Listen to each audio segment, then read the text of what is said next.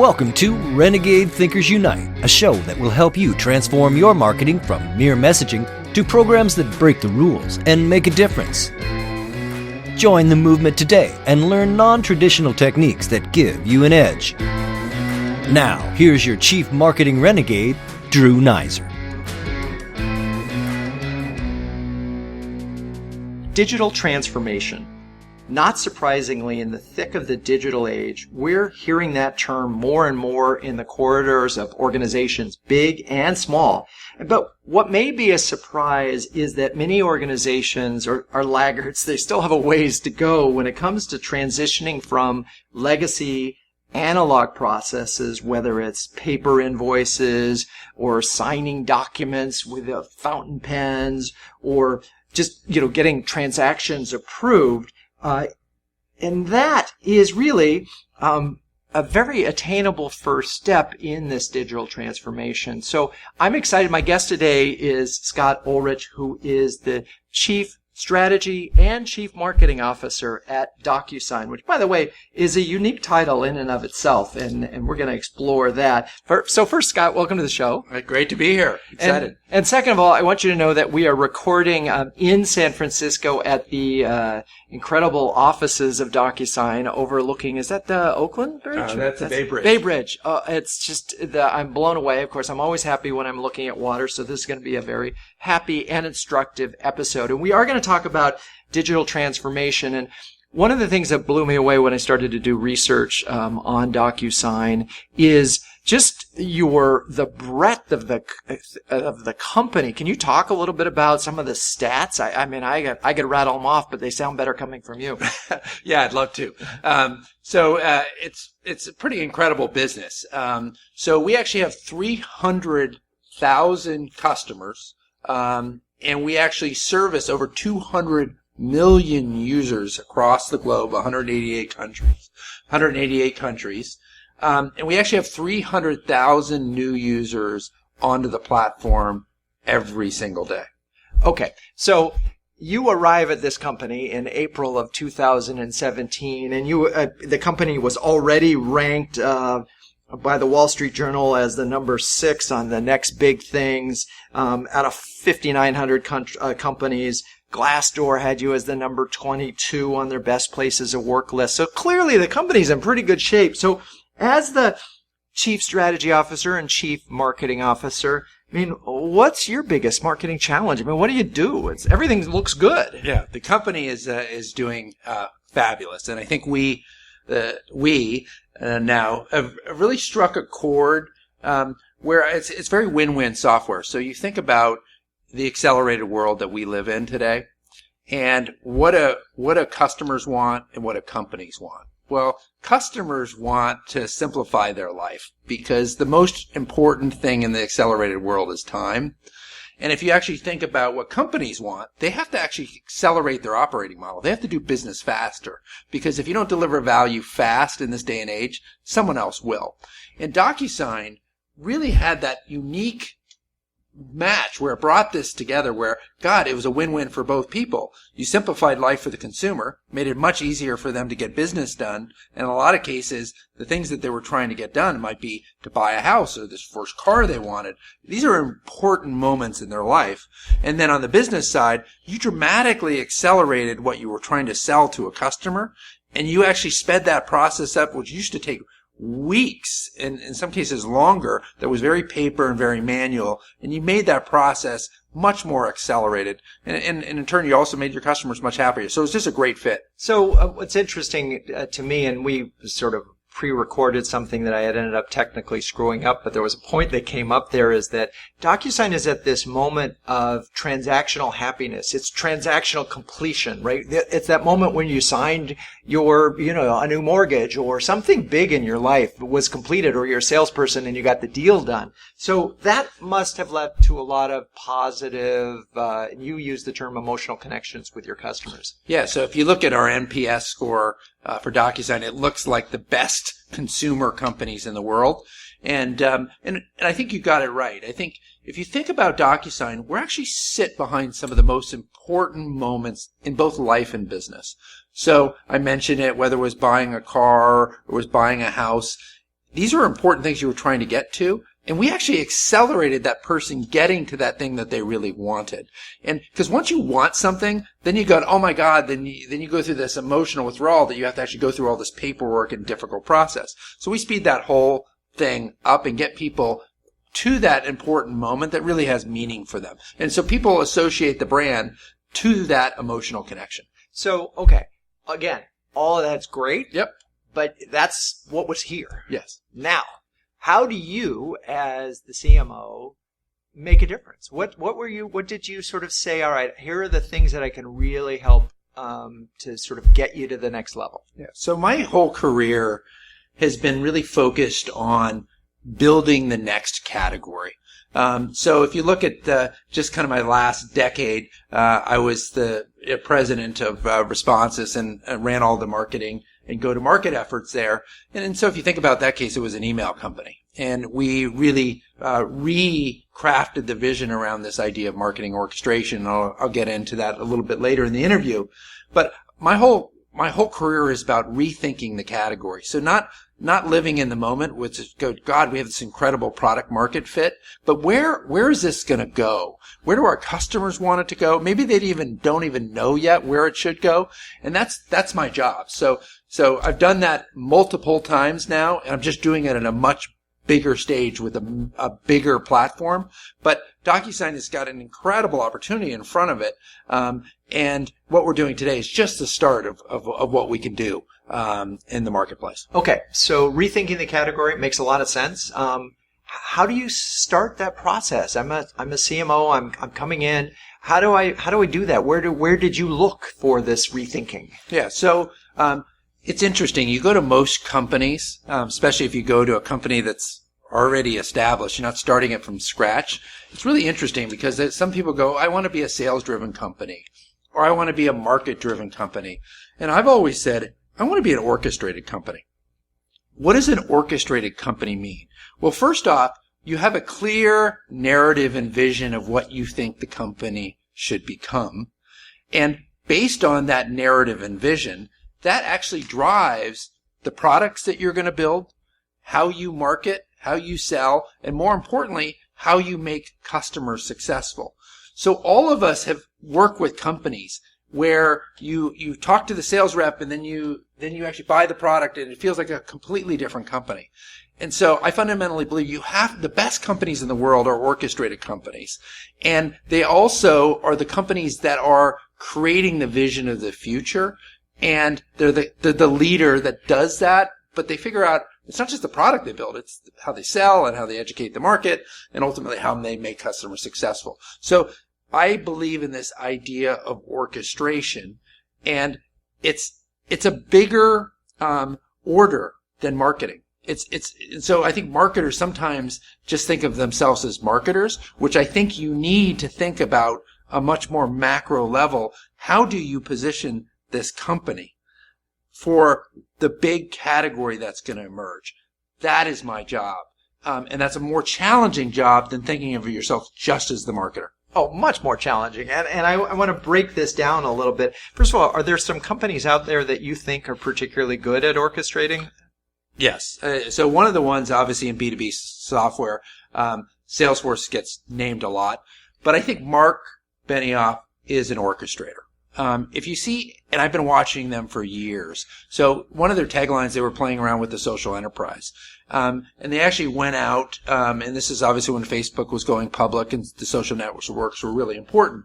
But they started talking about how they were enabling the social enterprise, and they bought several companies. They recertified their whole sales team. So it drove their product roadmap. It drove their corporate positioning. Obviously, they reframed around the customer company in this new Blaze Your Trail campaigns. But he's obsessed with orchestrating around the bigger vision, and he gets everybody aligned around that, from the sales team to the product team to the corporate strategy organization. And so I think that's the biggest reason I think they've been successful, is because they're always orchestrating around the bigger vision. I think, yeah, it's a really interesting thing. It also seems, in at least the Salesforce example, is that they are able to sort of simplify that vision. And I'm big on simple because it's so hard. Yep. But I did an episode with Jackson Jeremiah, who's the CMO at Box.com, which is this, e-commerce company, sort of Costco e-commerce, and they've got their mission, purpose thing down to 2 words, delivering joy. Yep. And everybody gets it. Yep. Everybody knows it's an internal, if you're a leader in the organization, you better be helping deliver joy to your employees. If you're someone who's customer facing, you better be delivering joy to the folks that are delivering, getting their box of stuff. And I think it's fascinating. So let's, I get the idea of orchestration. I think that's a good place for us to take a break. When we come back, we can get into some of the details again. How do you do this? Hey, it's Drew. I wanted to use this break to ask you a single question. Are you a courageous marketer? Do you have the courage to go to your board of directors and say, marketing could drive the growth of this company? We just need 3 times the budget. Do you have the courage to take the big idea that you already have and extend it internally and externally through influencers, through the media, through all of your content? If you're a courageous marketer but aren't sure how to roadmap all of this, I have a big idea for you. It's called Renegade Thinking. It's a program that we've developed and work with exclusively for B2B marketers, generally at large companies. And I want to give you my cell phone, 917-679-8852. Just text Renegade Thinking to 917-679-8852, and we can talk about how you can cut through. Okay, we're back, and my guest is Scott Olrich, the CMO and Chief Strategy Officer at DocuSign. We've been talking about this notion of orchestration, which is somewhat bigger than marketing. And let's talk about it from a responsive standpoint and what that really meant so people can get a good handle on the process in the language that we're talking about and what's this mean? Great. So when I arrived, I partnered with Dan Springer, who was the CEO, and my partner here at DocuSign as well. We've been working together for a long time. So when we took over, Responsive was an email company. And so it was funny. I spent time talking to customers, and they said, God, you should just be the best email company. And I fundamentally believe you can't do that. You have to understand, hey, where is this category going to go? And so I spent a lot of time thinking about that. And if you understood where the marketing world lived, you started having these various channels. So people in San Francisco were sending emails. You had people in Chicago that were sending mobile campaigns. And you had people in New York doing display ads. The problem was those different functions and different channels weren't talking to each other. So the marketing team was totally unorchestrated. But more importantly, the customer experience was totally unorchestrated because each channel was sending campaigns within their own silo. This was creating what I call the campaign crisis. And what was going to be the solution to the campaign crisis was that we needed marketing orchestration. So I had this idea, okay, hey, where is the category going to go? It's not going to be a bunch of people using single channels. They were going to actually need a marketing orchestration platform that actually could help them execute across channel, but more importantly, coordinate those together. So setting that vision helped us, and it drove the product we built. We didn't focus on building the best email product anymore. We focused on building the best marketing orchestration platform that could execute across channels, but more importantly, link those together. We built a completely different services organization. It wasn't just single channel. It was focused on stitching these together.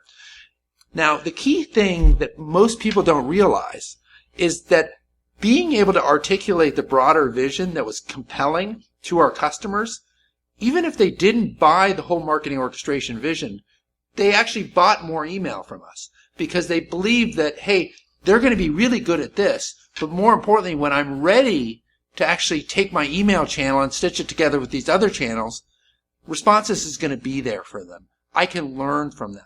And so that's the difference, is you have to create a strong point of view and a vision of the future because people want to buy into the future. even if they don't buy that whole vision up front. Right. That's critically important. Yeah, and I think that's a really interesting point. I was talking to David Acker when we were talking about storytelling in an episode earlier this year, and we talked about the need to build trust, and part of it with B2B brands, a lot of times you're investing in a company that you're going to be using for a long, long time, Yep. and there's a cost of acquisition that's different than, because you have to train people on it, you have to get them comfortable with it, and so and it touches a lot of people in the organization. So the notion that I can trust that this organization isn't going to be, irrelevant in a year is really important. So a larger promise makes a lot of sense. But how do you know not to go too far? Yeah. Well, I think that you need to show momentum against the vision. So if it feels like you have a vision, but it's not authentic that you're actually really trying to go after that vision. If you can't show proof points of where you're actually, taking action on it. So in the case of Responses, we went out and we bought a mobile company to do SMS. And we actually eventually bought a push company so we could actually push messages to people's apps on their phone. So you need to be committed to the vision. If you just have a vision and we just started executing like we were still an email company, it would have been very inauthentic. And so that is the key. You got to orchestrate the whole company. Otherwise, they're going to say, hey, big vision, but no execution. So as the CMO at Responses, you had to have a CEO who, one, bought this vision, and two, would tell the product people to get in line with this vision. I mean, you as the marketer can't force this, right? I mean, you need some help above you. Yeah, I think that you bring up a great point. For me, I've always felt like one of the reasons that I've had such a great partnership with Dan, who I've worked together twice now, him being the CEO and me running marketing and strategy, is that he was secure enough to allow me to do my job and be the orchestrator. Sometimes the CEO is the orchestrator. Mark Benioff is the orchestrator at Salesforce.com. Dan obviously he's an incredible person. He does a lot of amazing things for the company, but has a lot of trust in me to help orchestrate the company around the big marketing and strategic vision for the company. So you have to have that relationship, and you have to have a CEO that is secure enough to allow you to play that more strategic role. Otherwise, you're going to be doing more tactical marketing versus painting the bigger vision and picture for the company. And so what are the challenges with that kind of transformation? Because it is in a transformation, saying we're not an email company, we're a much broader marketing services organization that can help you, optimize your email. And what are some of the challenges of making that happen that would help folks, do it more smoothly? Yeah. So the thing that I always do, get people to buy into the vision and narrative, and obviously do it in a way that customers can understand it and believe it, because they have to believe it. And then you immediately have to get very closely connected with your product team, because these things usually take longer.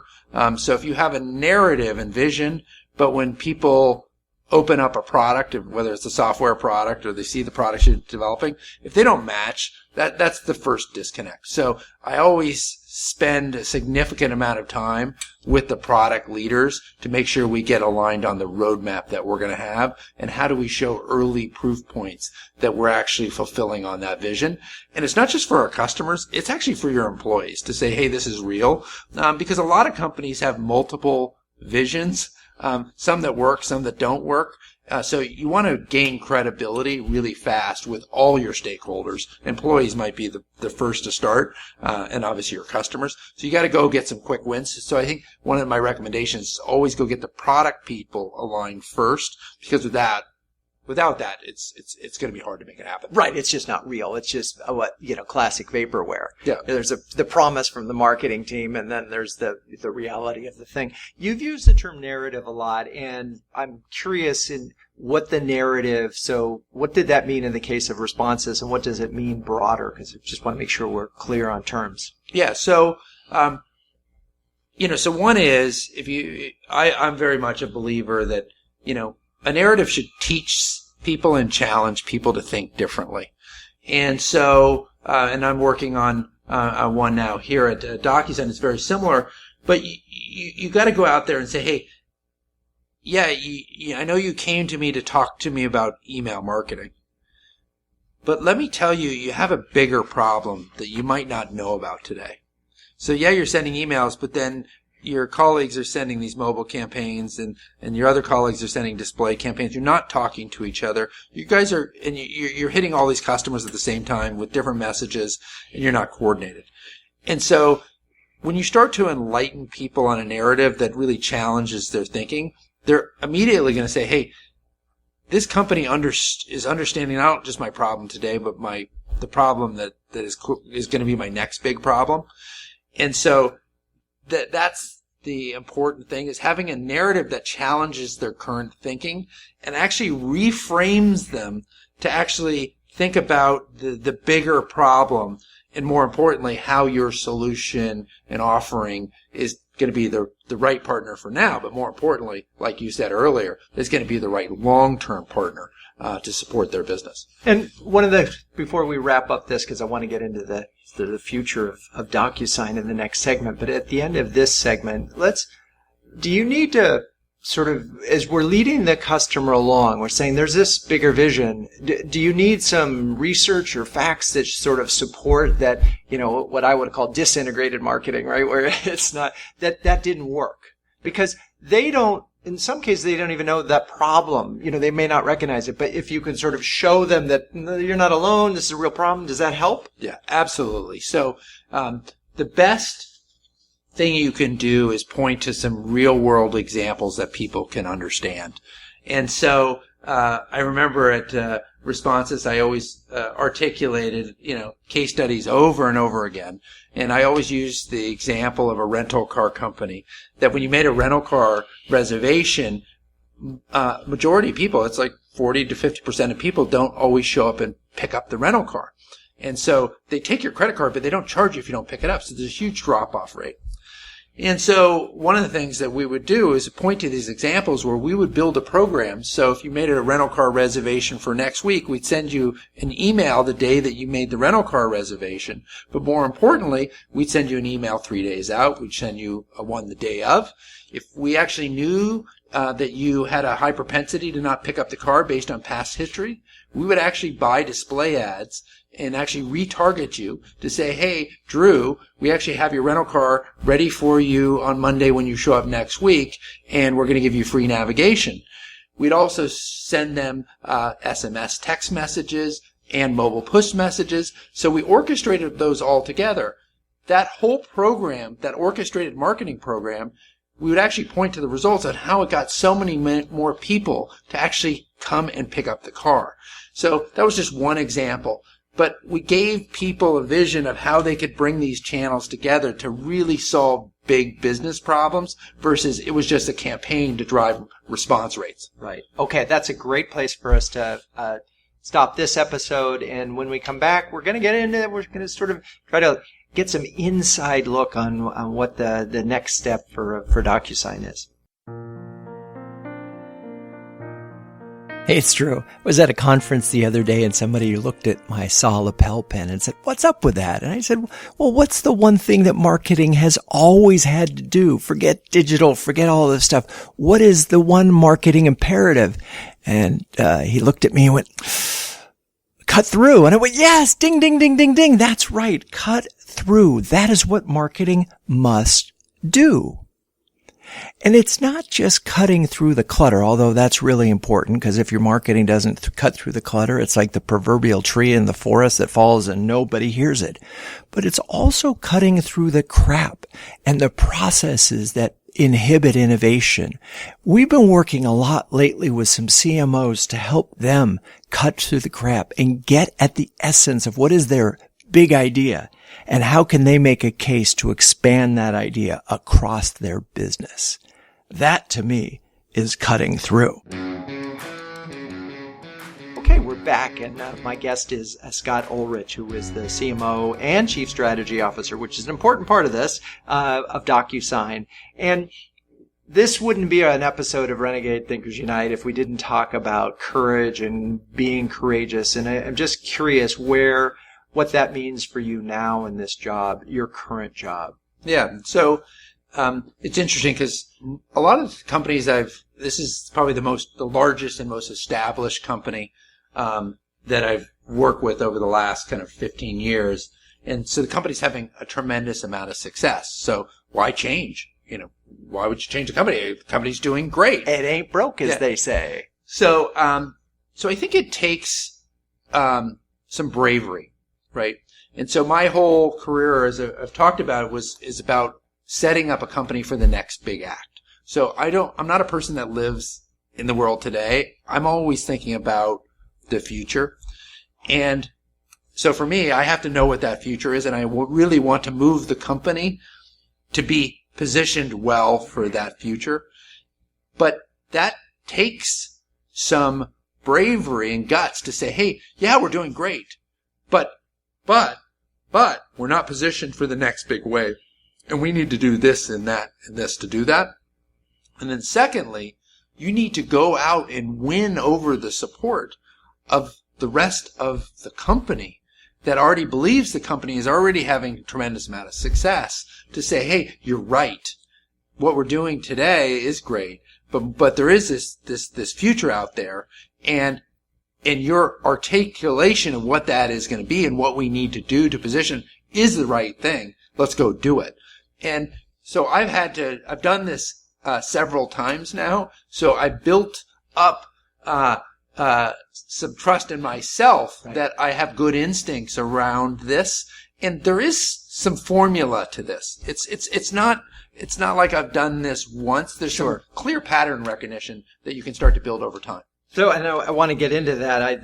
Just as you were talking, it reminded me of a couple of sort of things. One, there's a quote that I said a while back that ended up in a calendar, which is business history is strewn with the carcasses over the overconfident. Yeah. And the truth is, if you're not constantly competing with yourself and challenging yourself, someone will come along, and particularly at the speed of business today. So to not be courageous, to not take a risk is probably the biggest risk in all of this. But you have figured out how to do this. A lot of marketers haven't, which is why they sort of are in the tactical and spend a lot of time, it's about marketing automation and it's about ABM and really focused on that and not yet on the vision. So what is the formula? Yeah.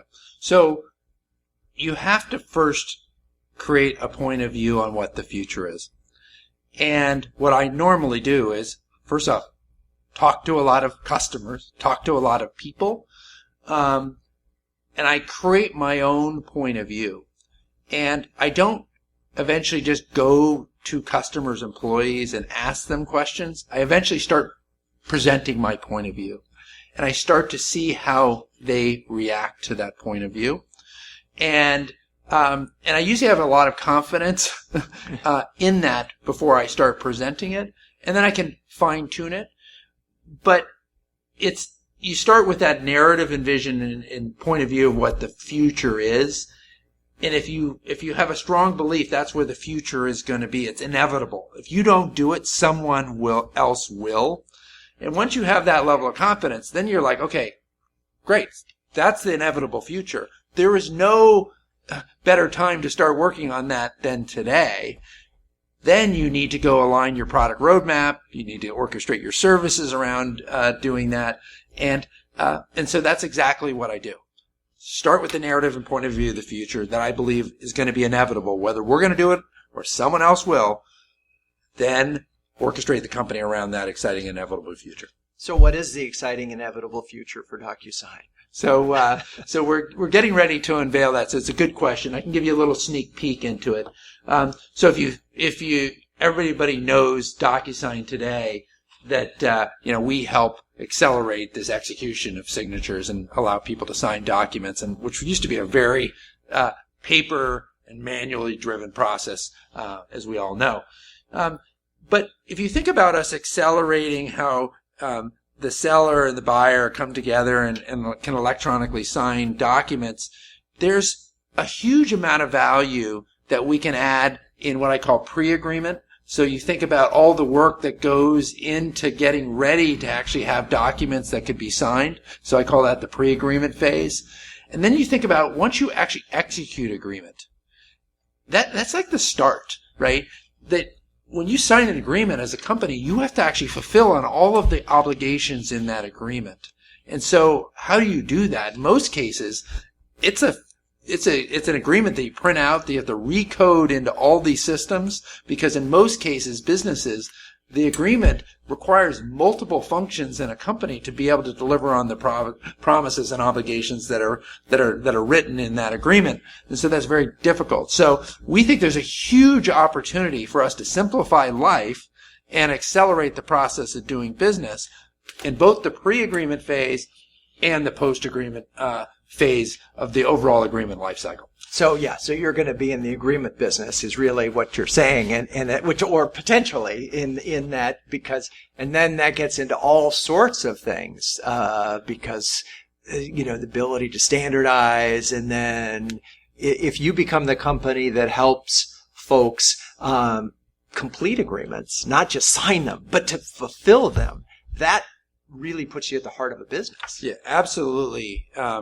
Correct. So if you think about the core processes of doing business. So when we talked about at the beginning, digital transformation, everybody is trying to transform their business. Why? They need to deliver value faster. Otherwise, someone else will. So we dramatically accelerated a core piece of doing business. The agreement process, historically, that is the core of doing business. But legal processes are very complex, and there's a lot of components that make them unique in nature. As a result, they were probably the least automated process in a company. And so DocuSign emerged and solved one of the biggest problems, which was this manual process of executing agreements, which was terrible for the signer and it was terrible for the person that was trying to get the contract signed. And that opened up this huge opportunity, I think, for the company. And I think that, as we've talked about, the pre-agreement and post-agreement is ripe for disruption, just like we solved and advanced the execution piece. Interesting, and it really gets me thinking in a lot of different areas. But one thing is that you currently are at the happy moment. You open yourselves up to some of the unhappy moments, which will be interesting as you become more involved in the fulfillment of a contract as opposed to just the agreement, yeah. Right? Well, I think that for us, we provide applications and we're increasingly becoming a platform, for companies to build and modernize these systems of agreement that they have with their customers and their partners. But if you think about it, not only do companies need to deliver value fast, they have to actually deliver on their promises. So it's really going to be on the company to deliver on their promise, but we make it easier for them to do that faster, and we make it less error prone. So to us, we think we accelerate the process for them, but we also make it easier for them to deliver on the promise, which is just a bigger, more important part of their overall value proposition to their customers. And, well, that'll be interesting, and I can imagine, and you've, in some ways, it's no different than Responses, and you were an email company, and Yep. Everybody knew you. I mean, it's not going to be a simple shift where you could say to them, I know we just used to do the signing portion of it, but we can now do this, this, and this for you, unless it's some part of a platform, right? And so they may not be using those other things. So it's an interesting challenge. Again, from a positioning standpoint, it's interesting, and of course from a product standpoint, getting from this specific application to what is essentially starting to sound like a platform. Yeah. So, the interesting thing is people are already using us as a platform. So, over 60% of our business right now is actually run through our API. So, companies are taking our technology and they're embedding it into their websites. So if you go into a store that sells phones today, in a lot of cases, you would have to sign an agreement. A lot of those companies power their agreements using DocuSign. Or if you go into your CRM solution and you actually want to have an order signed, you can actually trigger that agreement or that contract to be sent out to the customer and be signed directly through your CRM system without ever having to go into DocuSign. So people are embedding our product directly into their core systems of record that they're already using, maybe for CRM or HCM, human capital management, or even ERP. Right. By the way, I couldn't help but notice when I came to the 10th floor to sign in, I had to sign a little thing, and of course I get to see the little DocuSign signature thing. So every visitor to the company has an interaction, which is good. And it just reminded me of the fact that companies don't take enough opportunity to have their product front and center, and build it into their own businesses. Yeah. So we really use DocuSign on DocuSign. So every PO that's approved and routed internally, every contract that we sign. It's interesting now, if I ever receive a contract from anybody, I said, please send me this via DocuSign, because especially when I'm paying for a service. Yeah. If you don't send it to me DocuSign, I'm not gonna sign up for that service. So we really try to eat our own dog food. Yeah, I totally get that. It's funny. So for the podcast, I use a software called Schedule Once because, and people will call and say, hey, can I just schedule it? And the answer is no, because the system documents the time, it gets things for me, and it just becomes a process that you have to go through. So all of that gets. So I'm going to attempt to summarize this, for the listeners, and then come back to you with one last question or final thought. So as what we've been talking about is thinking about the role of marketing on a much broader level. In a lot of the CMOs that I talk to think about, okay, I've got a marketing problem. I have a certain number of customers that I need to keep and a certain number of customers that I need to acquire. And so here's the message that we're going to push out there, and here are the systems and the tactics that we're going to do it. What we've been talking about here is, in a sense, repositioning the entire company from the category you're in to a category that is much bigger. It's a much bigger, broader promise for the organization. To do that, you can't do that without a CEO who will back you up. You can't do that without having product aligned with you and developing into it. Otherwise, it's just marketing talking and falls apart. It requires internal training and repositioning, and I would argue with any kind of rebranding like this, you should spend 3 to 6 months indoctrinating employees and making it real on the inside before you take it to the customer. So with all of that, the one big thing that I just want to, is Scott's done this a number of times. You can too. You just have to sort of have the confidence that it is your job. Absolutely. And I think it makes the job so much more exciting. And it gives you a chance to really shape the future of the business. And once you shape the category, then your competitors need to kind of react to you. And so that's why I think it's so important to stop and say, hey, where is this all going? What's the big narrative in future? How can we actually create a point of view that's unique, that will resonate with the marketplace? And how do we make sure that we get the whole company? I'm not just talking about a product roadmap. It's a real company roadmap aligned to that big vision and narrative. And customers feel that. We've all worked with companies, as I said earlier, where they get those components as all orchestrated together. And when they do, it's very different from companies that don't.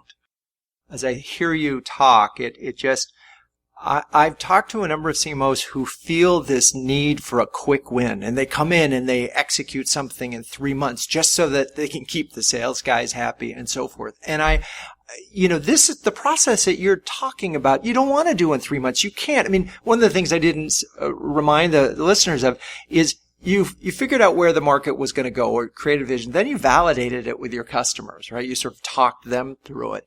That process takes time and it is, but the end result is something that's a lot bigger than what I'm just going to call a new tagline. I think you're correct. And it doesn't happen overnight, but part of orchestrating a bigger narrative and vision, one is you're also getting all of your executives aligned that is the best way to attach. The company's having a ton of success, but we're going to make sure that there's always waves in business. How are we going to make sure that we're having all the success today, and we're going to reposition for the next big wave?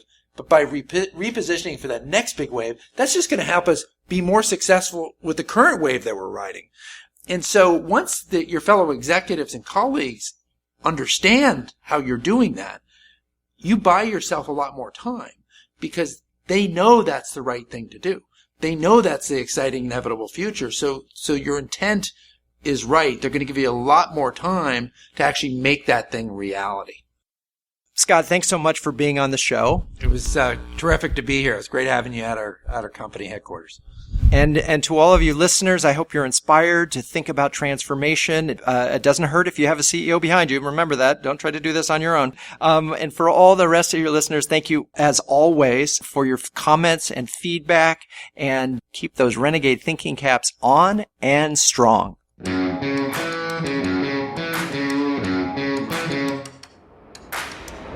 This has been Renegade Thinkers Unite, but it doesn't end there. Just go to renegadethinkersunite.com for more and subscribe to the show. That way, you'll never miss an episode. We'll talk with you next time on Renegade Thinkers Unite.